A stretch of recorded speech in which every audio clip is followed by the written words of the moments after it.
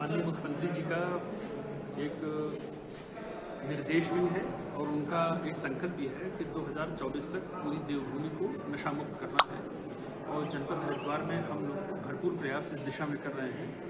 लेकिन अभी हम लोगों ने एक जो डिस्ट्रिक्ट लेवल की टास्क फोर्स उसकी समीक्षा की। अभी भी हम लोगों को काफ़ी लंबी दूरी तय करनी है। इसमें पुलिस अपना काम कर रही है, हमारा जो ड्रग एंड कंट्रोलर डिपार्टमेंट है उतना अलग काम कर रहा है। आज सबको एक मंच पर लाकर एक सामूहिक प्रयास किस तरह से किया जाए उसके बारे में काफ़ी विस्तृत चर्चा हुई है। स्कूलों में जो हमारे एंटी ड्रग क्लब्स हैं उनको और एक्टिवेट करने, और हमने ये भी निर्णय लिया है कि इनकी जो पेरेंट्स के साथ पेरेंट टीचर मीटिंग होती है महीने में एक बार, उसमें ड्रग्स के बारे में अनिवार्य रूप से डिस्कशन उनके पेरेंट्स के साथ जरूर किया जाए कि बच्चे का व्यवहार कैसा है, क्या वो ऐसा इस दिशा में तो नहीं पड़ रहा। और उस बैठक में जो महीने में होगी उसमें हमारे एनजीओ जो सीएमओ साहब का है वो भी शामिल रहेगा, नारकोटिक्स कंट्रोल ब्यूरो के ऑफिसर्स भी रहेंगे, उनके प्रतिनिधि रहेंगे, ताकि उनको एक्सपीरियंस इस फील्ड का ज़्यादा है। और पेरेंट टीचर मीटिंग में इसको खुल के डिस्कशन हो। हफ्ते में जब भी प्रेयर हो, सप्ताह में एक दिन प्रार्थना जो होती है सुबह, उसमें एक अनिवार्य विषय के रूप में ड्रग्स के बारे में जरूर संकल्प लें। कुल मिलाकर हम लोगों का प्रयास ये है कि जो शैक्षणिक संस्थान है उसके 100 मीटर के दायरे में कोई भी तंबाकू जैसे उत्पाद, कोई इस तरह के नशे से संबंधित चीज़ें, इस पर भी प्रतिबंध लगाने का है ही ऑलरेडी, उसको तेज़ी से इन्फोर्स किया जाए। हम लोगों का प्रयास यही है कि हमारी आने वाली जनरेशन किसी भी तरह से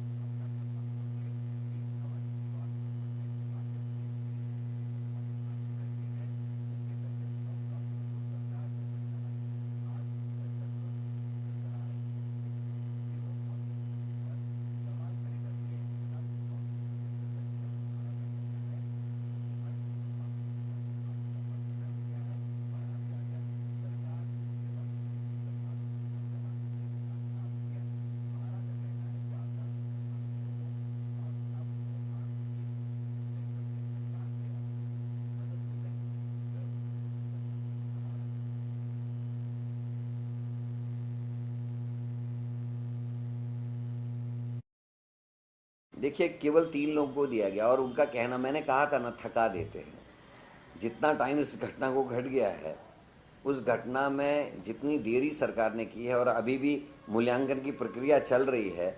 हमने कहा था बद्रीनाथ की तर्ज पर दिया जाए, वहाँ के लोगों की, अधिकतर लोगों की मांग भी यही थी। लेकिन जब कुछ नहीं मिल रहा है तो अब लोगों को हो रहा कि कुछ भी मिल जाए यार, यही मिल जाए, क्योंकि इतने महीनों से वो बाहर पड़े हुए हैं, एक एक कमरे में पूरा परिवार टिका हुआ है, लोग थक गए हैं, हार गए हैं। तो इस समय सरेंडर करने के अलावा उनके पास और कोई चारा नहीं है और सरकार उसी पे चल रही थी। उसी की वजह से इस तरीके के बयान अब आपको देखने को मिले।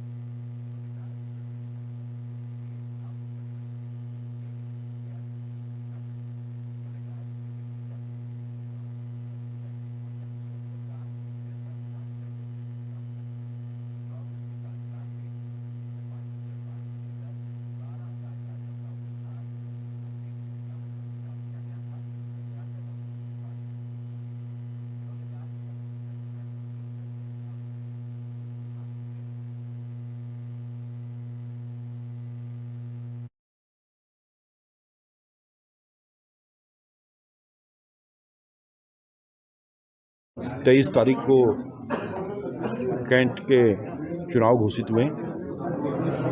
उस संबंध में कार्यकर्ताओं की चर्चा करने के लिए मैं यहाँ पर आया था। विस्तार से चर्चा हुई है। भारतीय जनता पार्टी का कार्यकर्ता जिस दिन चुनाव जीतता है उस दिन से अगले चुनाव के लिए तैयार रहता है। सभी कार्यकर्ता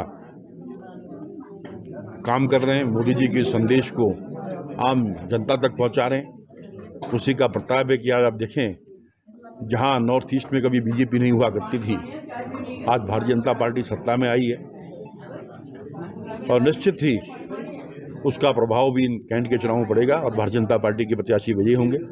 शीघ्र ही संगठन हमारा पार्टी के प्रत्याशियों को तय करेगा और उसके बाद चुनाव प्रचार होगा।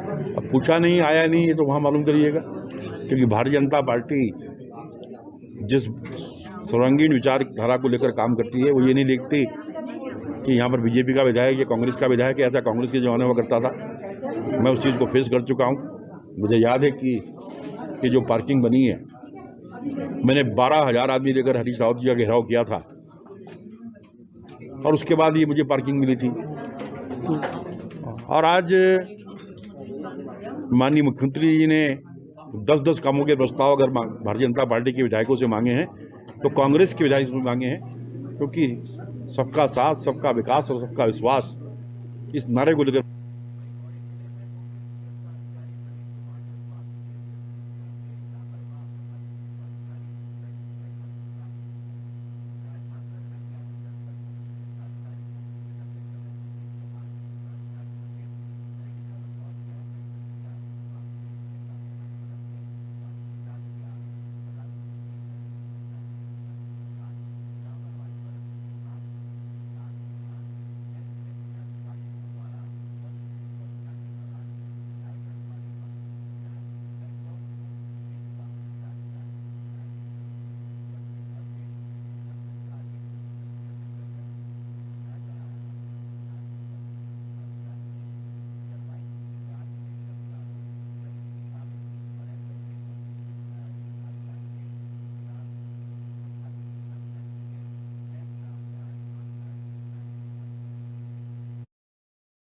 देखिए, प्राथमिक स्वास्थ्य केंद्र दुगड्डा में काफ़ी समय से अनियमितताओं की शिकायतें लगातार आ रही थी। कई कर्मचारी अनुपस्थित पाए जाते थे, उनका वेतन आहरित हो जाता था, अन्य भी और कई प्रकार की अनियमितताएं आ रही थी। विभाग के जितने भी कर्मचारी थे सब आपस में एक दूसरे की लेग पुलिंग वाला काम हो रहा था।